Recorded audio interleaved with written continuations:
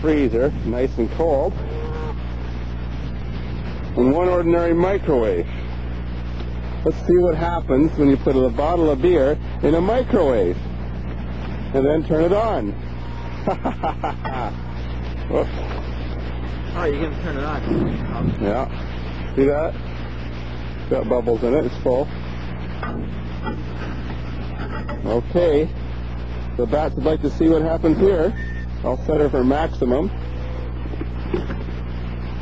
There we go. 25 minutes at full power. Mike, you better get away from that microwave. It's been going for about 10 minutes now. That beer bottle is going to explode any second. They're starting to build up. It's fizzing. It's going to go. Oh, Mike, you're lucky you weren't there.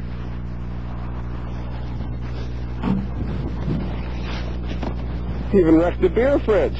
Where are we going to get our next cold one from?